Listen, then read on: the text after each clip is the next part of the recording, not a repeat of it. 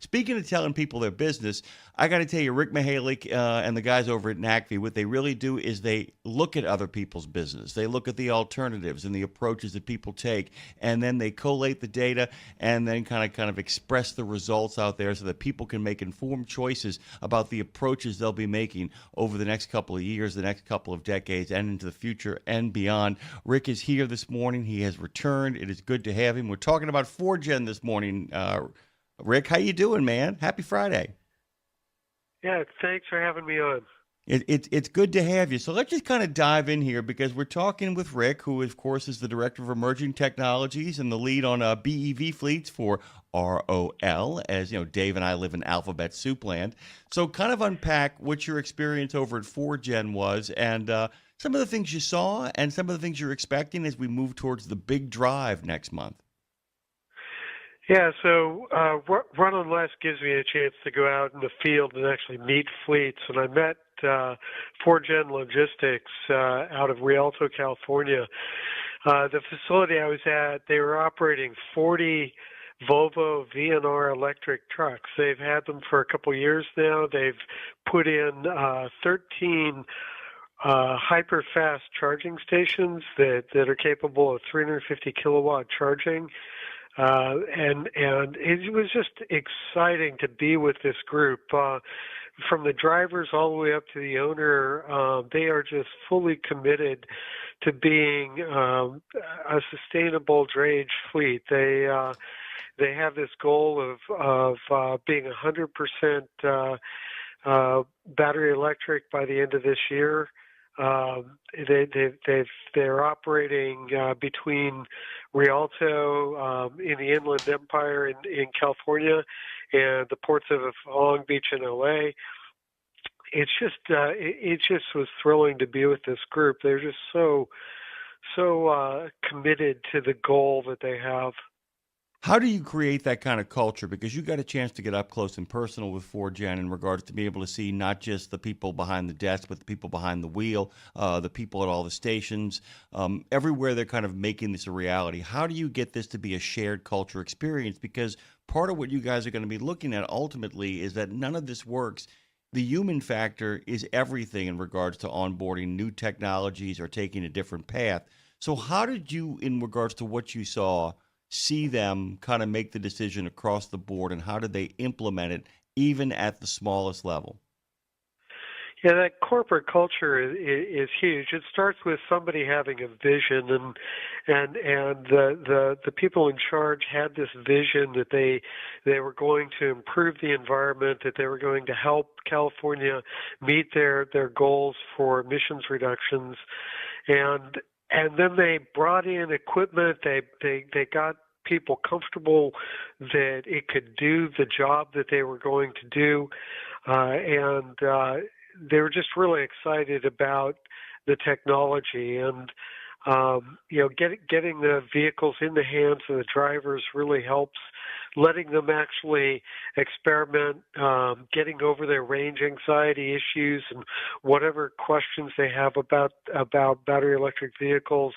They got through all of that very quickly by actually putting the vehicles on the road.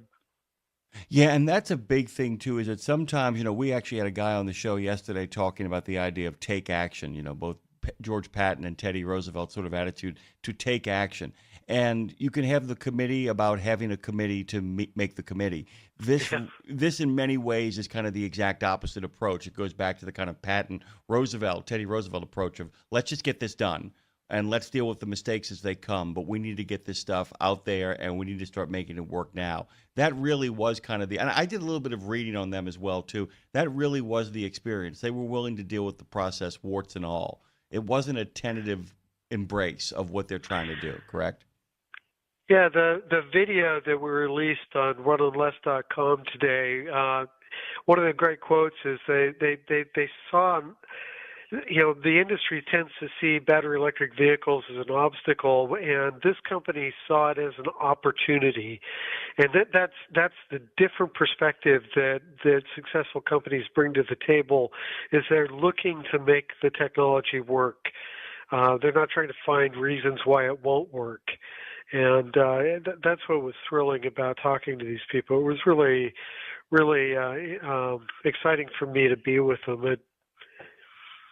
It's interesting too because runonless.com/participants is where you can find out about all the companies that got, and I'm calling it the embedding, the great embedding, because we're talking about not just one or two folks here. We're talking about looking at a whole bunch of different alternatives here, looking at different companies with different approaches, different push-ins, different decisions in regards to their business model.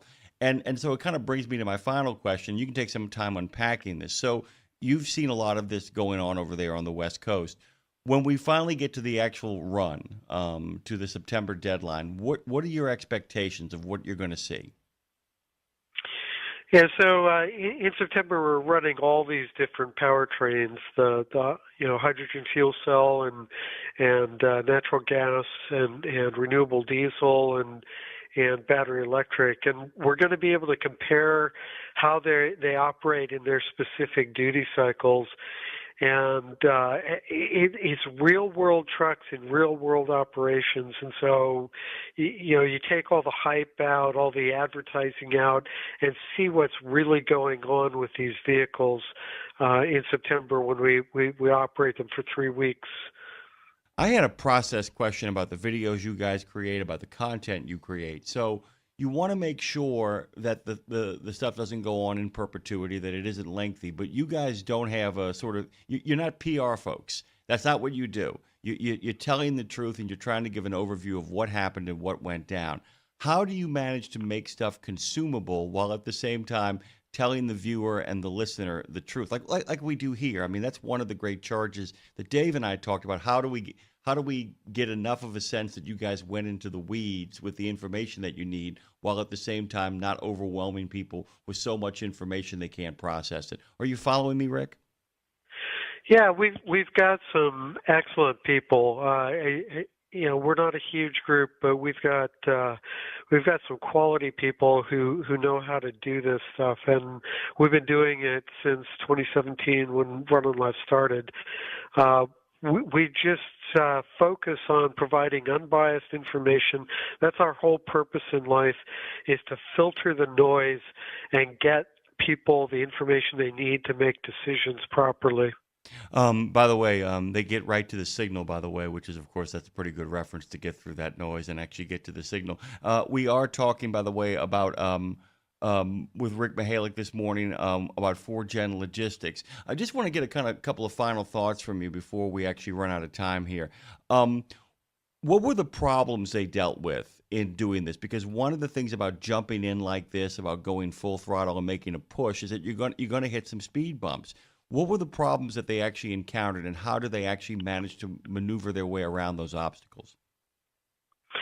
Yeah, one of the biggest ones they had, they had the charging capability put in, but they were working with a manufacturer and they were having some trouble getting trucks. And so they talked to another manufacturer, just took advantage of an opportunity, and the other manufacturer gave them a truck, and they got sold on it very quickly, and they were able to actually build up a supply of vehicles. Now they're operating more than 75 of them in Southern California and 40 at this facility. So that's just finding the solution rather than getting stuck at the roadblock, right? Yeah, I mean that to me is kind of the big thing, is the fact of tracking where the issues are, and it goes back to the idea of what you talked about at the beginning of the conversation. How do we in fact get it out there as quickly as possible? Because the other thing is, when you get it out there as quickly as possible, you still got to make sure that it works to some degree before you do it. The ramp up must have been highly accelerated. So I can imagine there must have been, at least when it first started, a sense of, we're going to have to really keep a hawkeye out for what could possibly go wrong here, because they got there in an awful hurry, did they not?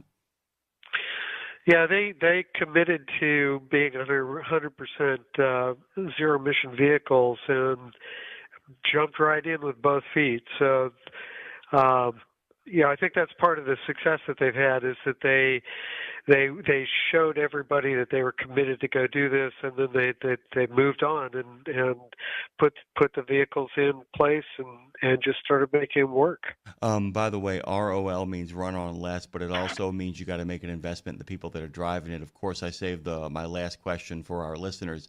What did you see in regards to the driver buy-in? What did you see in regards to the folks who actually had to kind of, at the end of the day, be behind the wheel? Yeah, a lot of these drivers come in with a diesel background and a lot of questions and concerns. And once they've been driving for a week or 2 weeks, what we found is these drivers just absolutely love the trucks, and they figure out how to make them work, so how to get the distance that they need out of them. They're not getting stranded at the side of the road. They get confidence in it. They just absolutely love the vehicles. They're quiet and they just really appreciate the torque that they have. I'll tell you this too, Rick. When you tell people that they get to have a good time and get to explore some new technology and not the fact that they have to eat their broccoli, it's amazing how people can kind of come along for the ride. Rick, we're out of time here. I can't wait to talk to you again. I can't wait for the big drive, the Run on Less in September. I'm really excited about that. Guys, go to NACFE, and of course that is NACFE.org/team to find out about them. The teams, by the way, but you can also go to runonless.com/participants and find out who actually is in the action. Rick, it's always good to talk to you. Go have a great weekend, man. Yeah, thank you very much.